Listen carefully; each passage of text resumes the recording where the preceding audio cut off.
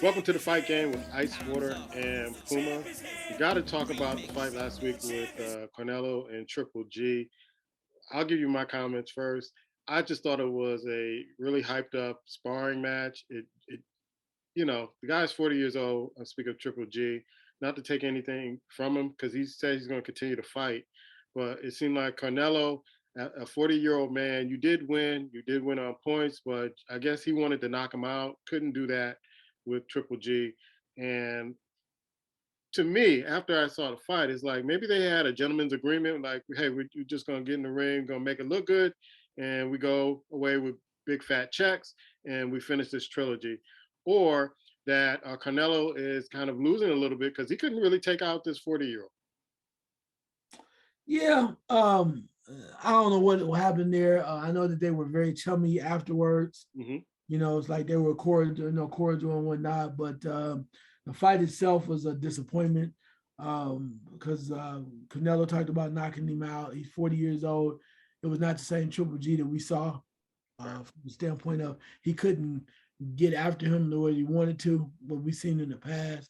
And you beat me up a little bit, I hold you, and then I hit you again, but it was really no true damage, and everybody had a love fest at the end. But I'm just glad it's over because you knew what was going on after you lost to Bivol, and then you come up here and you fight a 40-year-old man that you knew you literally. When you talk about Floyd Mayweather, his team waited. Canelo's team basically, in my opinion, waited for this man to get old, waiting for him to get old, and you could just beat him up and just mess him around without him being a serious threat. And I think that's what it came down to. So now Canelo's supposed to be going back up to fight Bivol. But this is how I see the interesting standpoint of Canelo, how they work. And I might be wrong, but I'm thinking it's how it's working for him. Since he's in charge, he's the guy right now. So he came out and says his hand was messed up and he fought anyway. Right. And now he says, I'm going to take some time off. Basically, what you're saying is you're not going to fight for the rest of the year, okay? So you take that time off, you come fight Bivol, and conveniently you'll fall into the May slot of Cinco de Mayo, and you'll come back and fight him then. And if it's anything worthwhile, you can fight again on the Mexican holiday, September. So that's how it's going. So maybe fights a year. That's it. Yeah, you get that both on his holidays where he can make a lot of money and whatever. That's how it's rolling through. So that's how I see that. When he first said he was hurt and he was like, whatever, I was like, he's not coming back. He won't be back till May. He'll fight Bivol again if he's available and he'll fight him. But it's a lot going on. My thing too is, Triple G said he's not going to retire because he still holds the IBF and WBA belts, right? Mm-hmm. In the middleweight area. So with that being said, there's two people that I would love to see him fight, and they're champions too. One is Charlo. Everybody wants to see that fight. Step in the ring with him. The other one is Eris Landy Lara. Mm-hmm. That could be a problem for him too. So if you can't beat Canelo and you're bouncing around saying you're still available, why not fight more champions? I don't see him doing that. Okay. I don't because I don't think at 40 years old he's cut out to fight the top champions in that division. I think that he'll fight people that are under that kind of level to kind of make money and retire gracefully.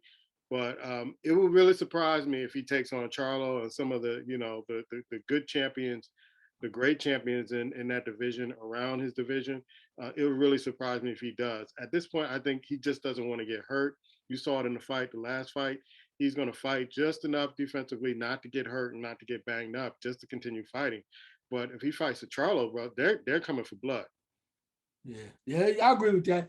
So we're gonna do that, and I'm not sure what weight this would be. Maybe 154, right? Mm-hmm. Not 160. So you're gonna do that. I'm gonna throw this way out there just for the hell of it. And you're 40, so you're 40, then you still feel like you have it, and you can beat somebody that may not be the best. This is a shot in the dark, but I will watch this fight because it gives this guy an opportunity to step up and do something, and that is Triple G versus Danny Garcia. Yeah, I would watch that. I'd watch that. I would think around guys like that. Danny Garcia. Yes. I can see, I don't know the weight classes, whether or not they can make it work, but getting Sean Porter out of retirement Yeah, and fighting that, or a Keith Thurman, yeah. guys like that. Yeah. So I don't see him fighting like the young lions, but I see him fighting older fighters that are on the cusp of getting, kind of, turning down their career. I can kind of see that, but I just can't see him I, fighting like the elite I anymore. tell you one other guy I love to see him against. Just see how it work out, and I don't think he would take it because he doesn't know. Tony Harrison. Yeah, that would be a good fight. I would watch that. I would watch that. All right. Your son is fighting this weekend, Shakur Stevenson, I should say. And what do you think about this particular fight? He's fighting at home.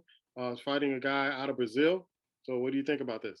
His opponent is very tough. I mean, Brazilian that is very physical in nature, coming strong and known to hit real hard. But each bout, I think, for Shakur now is about being sharp, becoming sharper.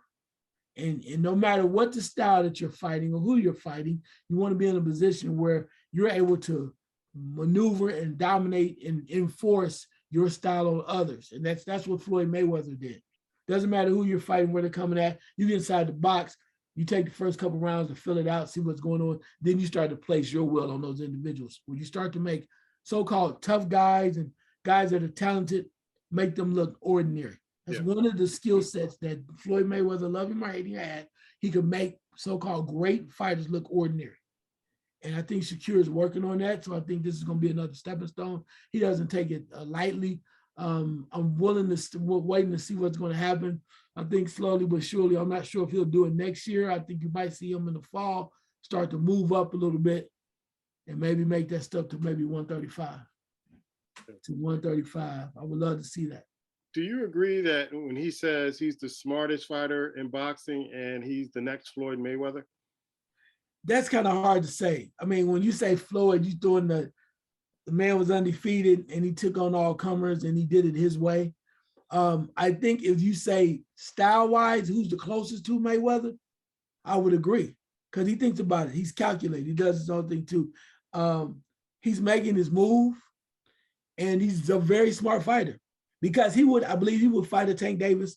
And he'd probably be one of the only few people that could dissect him and stay away from that power, right?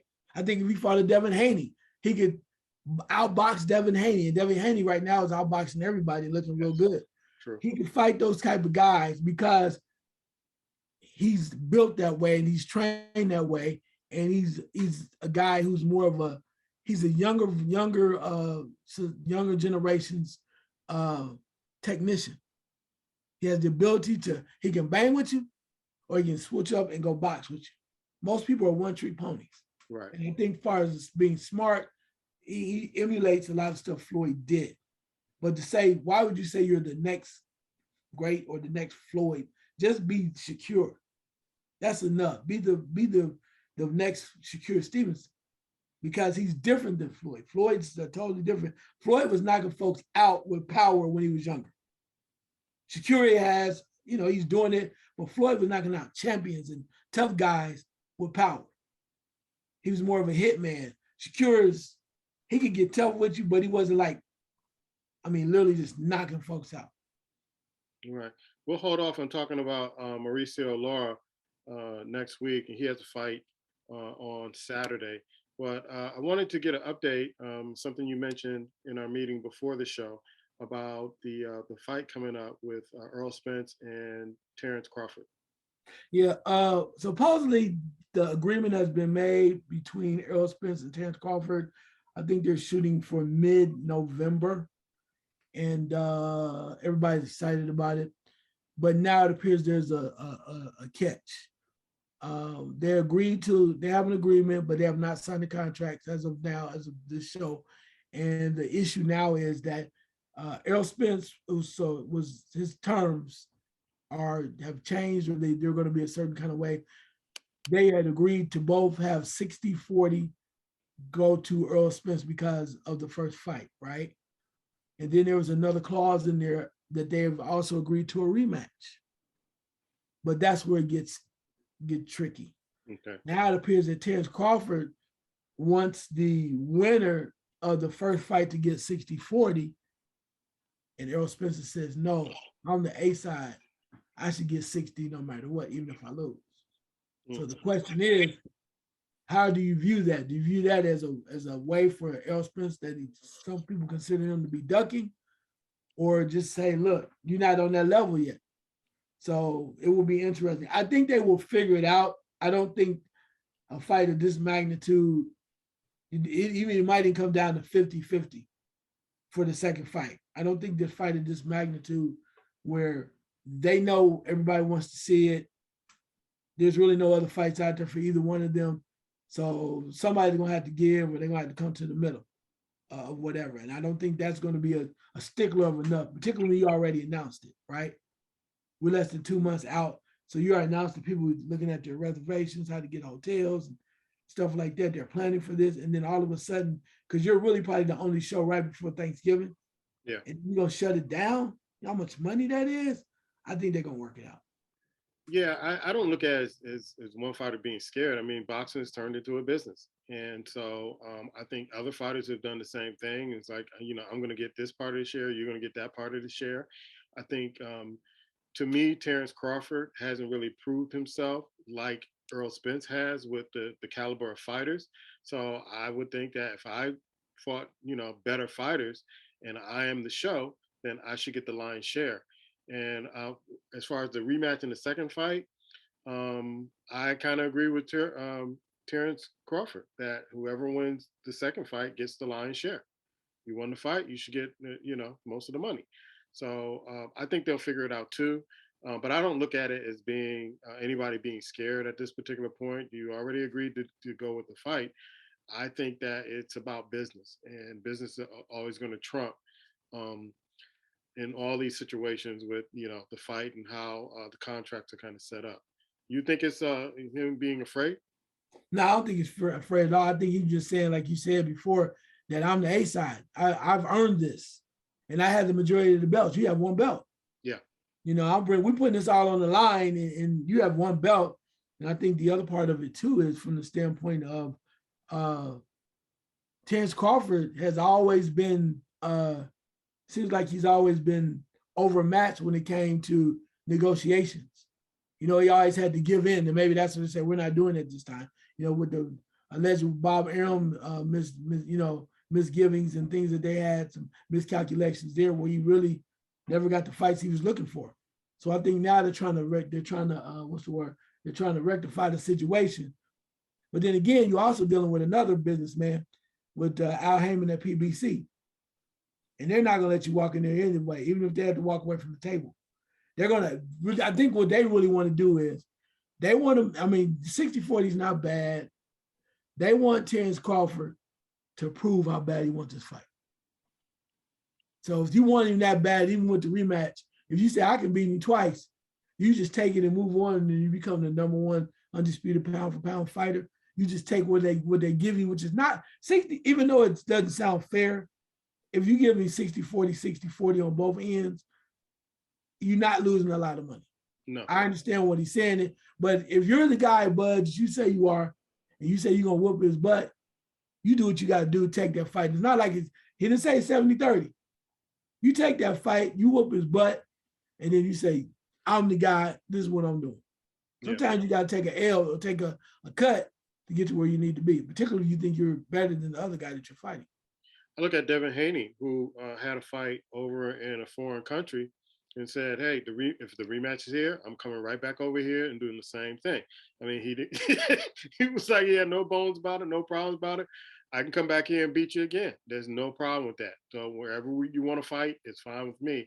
And he took that fight with that stipulation. And I'm not sure if the fighter even wants a rematch, but, there you go. If he wanted it bad, he got it.